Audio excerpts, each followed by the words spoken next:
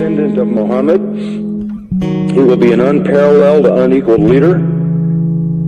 He will come out of a crisis of turmoil. He will take control of the world. He will establish a new world order. He will destroy all who resist him. He will invade many nations. He will make a 7-year peace treaty with the Jews. He will conquer Israel and massacre the Jews. He will establish Islamic world headquarters at Jerusalem.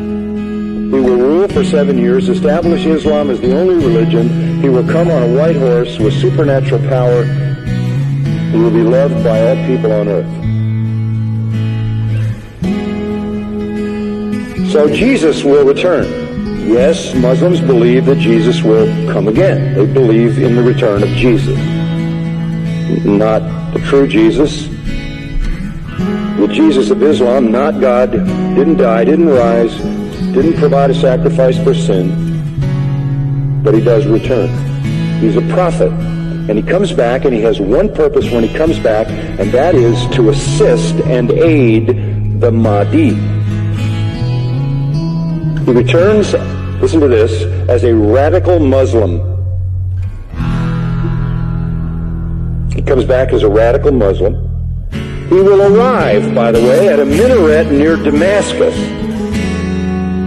And he will come back holding the wings of 2 angels who flew him down to meet the gathering army of the Mahdi. In the east, the army of the black flag. Jesus, when he comes back, will pray to the Mahdi, who is greater than he. He will acknowledge the Mahdi as his Lord. He will make a pilgrimage to Mecca.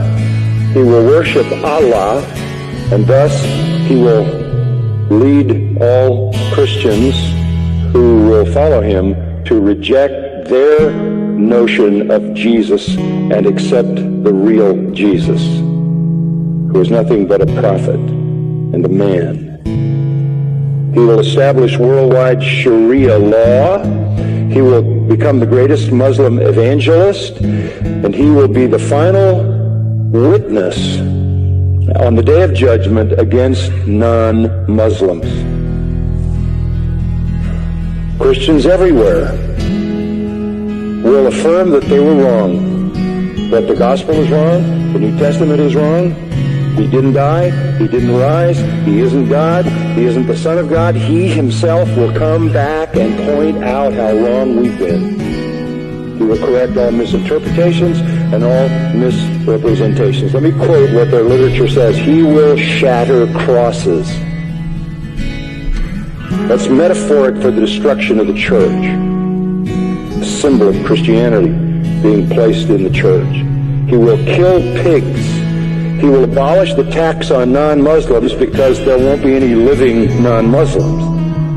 Can't tax dead people. And then he will do one more thing.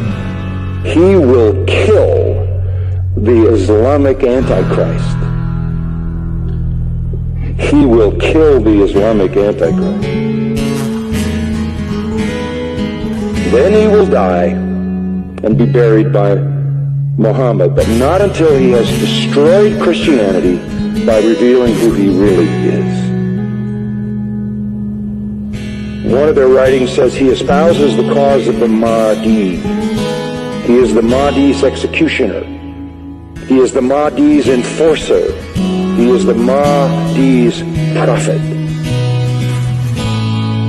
And it is he who kills the Antichrist. That leads me to the third person. The Antichrist will show up. The Muslims call him Dajjal.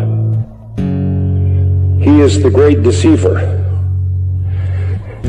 He comes to earth on a mule, and he's blind in one eye. He is an infidel. He is a false miracle worker.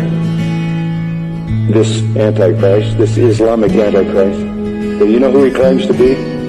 He claims to be Jesus, the Son of God. He claims to be deity. He will attempt to stop the Mahdi and the true Jesus, but the true Jesus will slaughter him. This is their view of the true Christ. Our Jesus is their Antichrist. Our Antichrist is their Redeemer.